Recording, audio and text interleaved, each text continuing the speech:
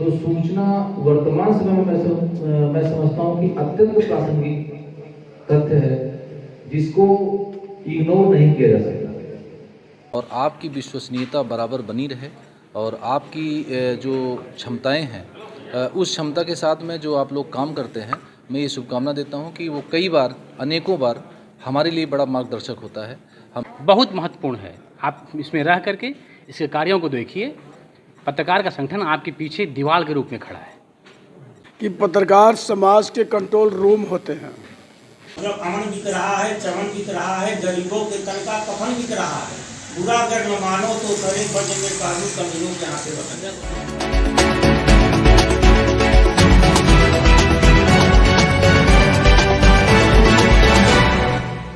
नमस्कार, देवरी दर्पण में आपका स्वागत है। इस समय हम उपस्थित हैं जनपद मिर्ज़ापुर के पडरी में, जहां पर पडरी और कछवा का पत्रकार को मिला करके एक संगठन बनाया गया है, जो कि ये संगठन है ग्रामीण पत्रकार एसोसिएशन के माध्यम से यहाँ पर पत्रकारों का संगठन एक बनाया गया है। जहाँ एक सरकारी जो अस्पताल है और इसके सामने, ठीक सामने एक कार्यालय, पत्रकारों का कार्यालय का आज उद्घाटन और पत्रकारों का कार्ड वितरण का कार्यक्रम रखा गया है। यहाँ पर उपस्थित अपर जिला अधिकारी मौजूद है। आइए हम जानते हैं कि पत्रकारों के लिए क्या विचार रखते हैं और क्या संदेश देते हैं। ग्रामीण पत्रकार एसोसिएशन का जो कार्यक्रम रहा, तो आप क्या संदेश देना चाहेंगे? देखिए, मैंने आपको अभी अपने अभिभाषण में भी यही बात कही कि मीडिया जो है लोकतंत्र का चौथा स्तंभ के रूप में माना जाता है और आपकी विश्वसनीयता बराबर बनी रहे और आपकी जो क्षमताएं हैं उस क्षमता के साथ में जो आप लोग काम करते हैं,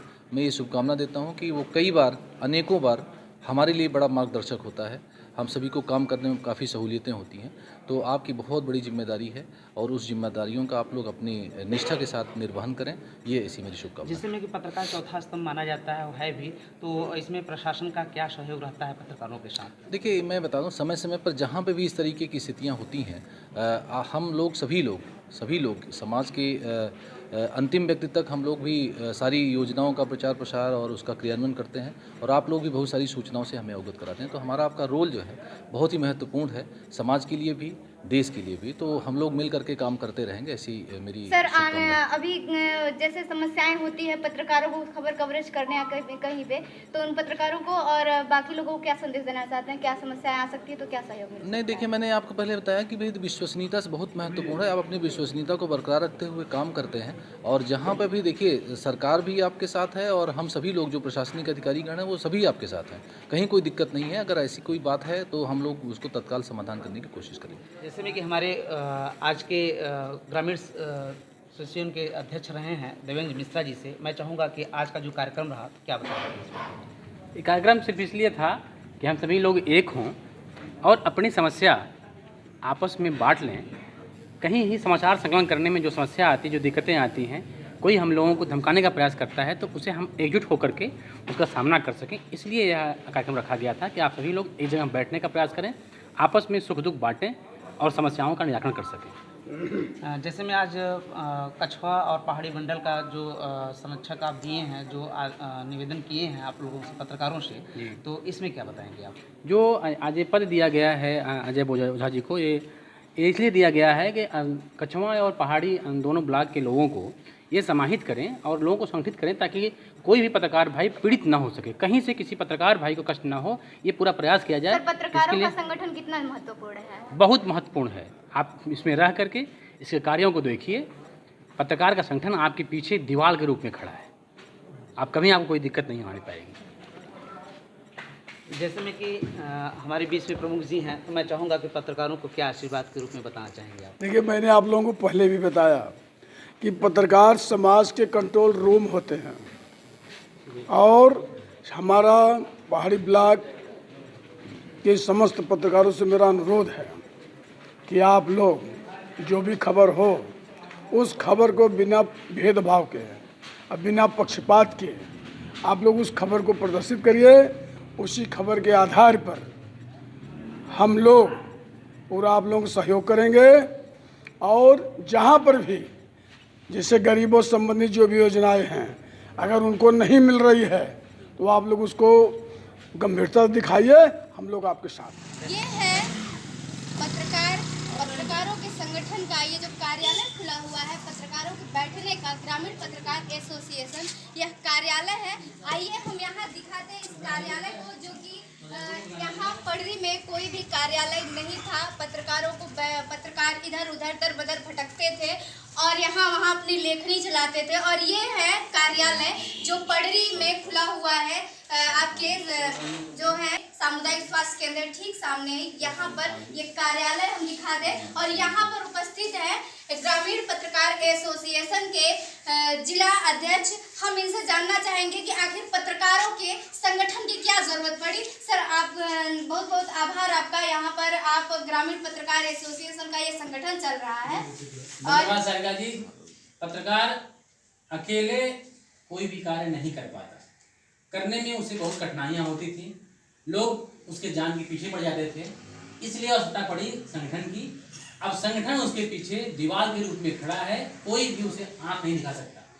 संगठन रहेगा, अगर वो संगठन का मेंबर है तो उसकी ईंट से ईंट बजाने के लिए संगठन यहाँ से लेके दिल्ली संसद तक लड़ाई लड़ने के लिए तैयार है। जैसे में कि आज पत्रकार समुदाय सारे लोग इकट्ठा हुए हैं, तो आप इसके अलावा उन्हें क्या संदेश देना चाहते हो, किस तरीके से समाज में अपने कार्य को प्रभावित रूप से दिखाएं?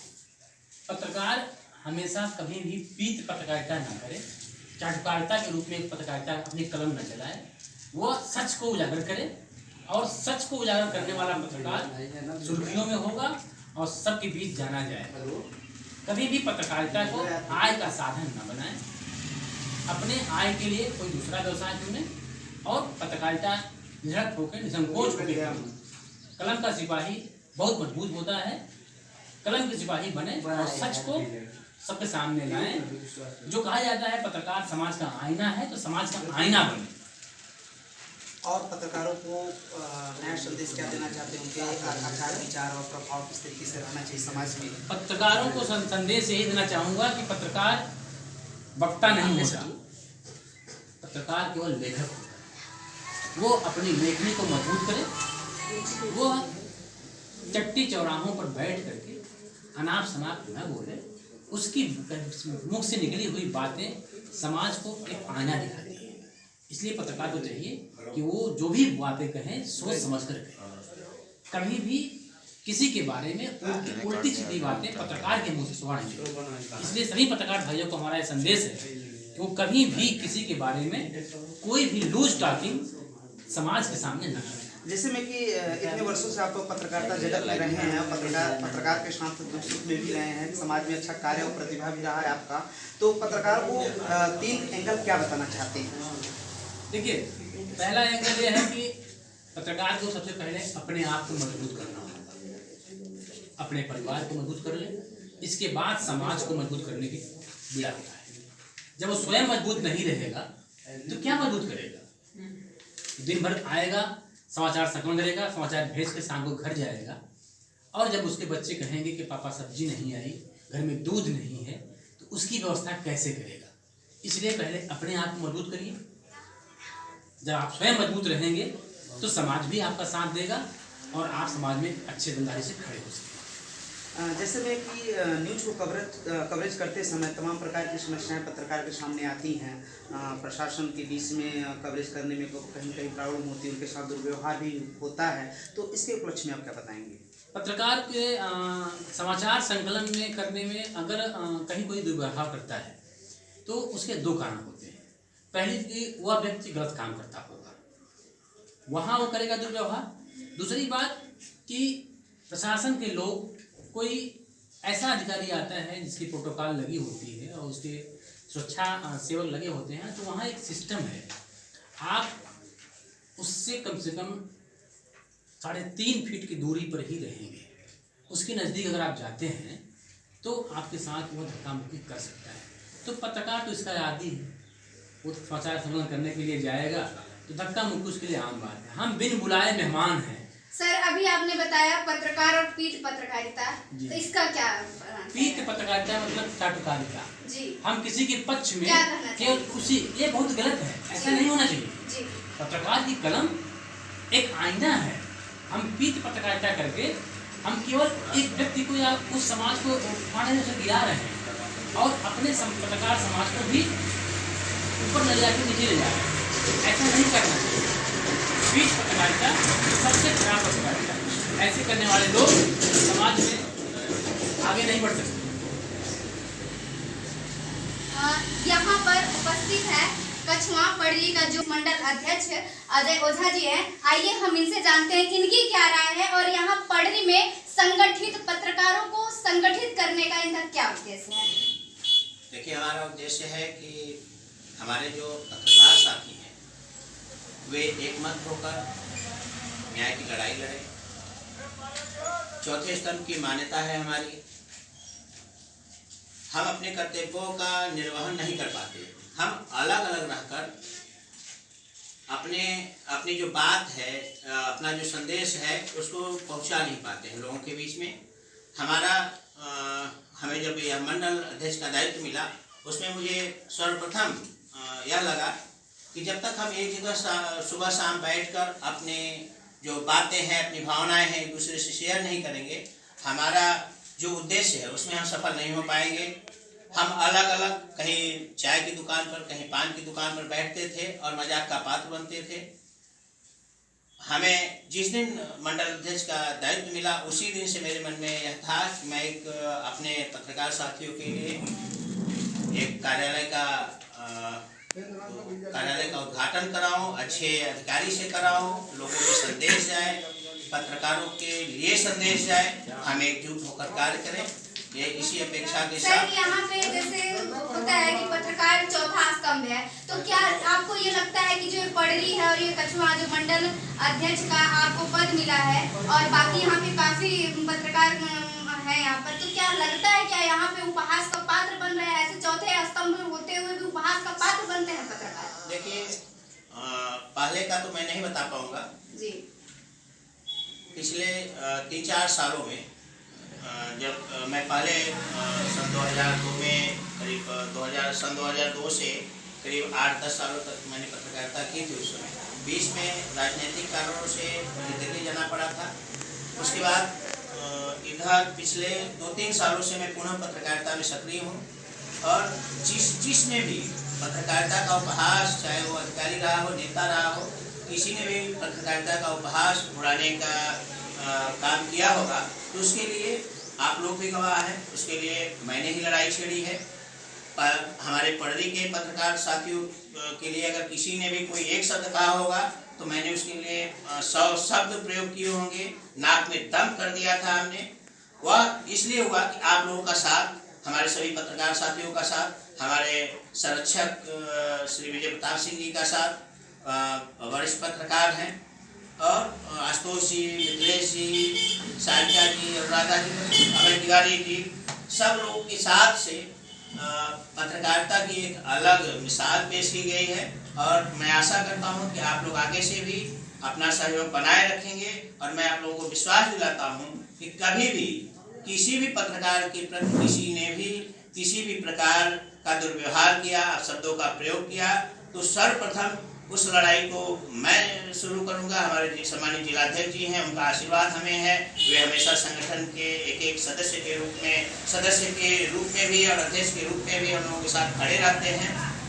ज़्यादा कुछ न कहते हुए मैं सिर्फ इतना कहूँगा कि सिर्फ आप लोग इस सच्चाई के साथ अपना कार्य करें।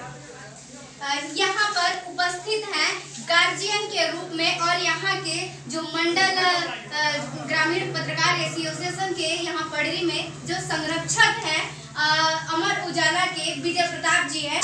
हम इनसे जानेंगे कि यहाँ के संरक्षक हैं सभी पत्रकार जो संगठन बनाया गया है उनको क्या दिशा निर्देश देना चाहेंगे और उनके लिए क्या बताएंगे कि क्यों, कैसे पत्रकार को रहना चाहिए और आगे क्या करना चाहिए। सर, आपसे ये जानना चाहेंगे कि यहाँ जो संगठन बनाया गया है वो किस प्रकार से चलना चाहिए? संगठन का मतलब ये है कि संगठित होकर किसी मतलब चैप्टर को जनता के सामने पेश करना। सही बोल रहे हैं आप।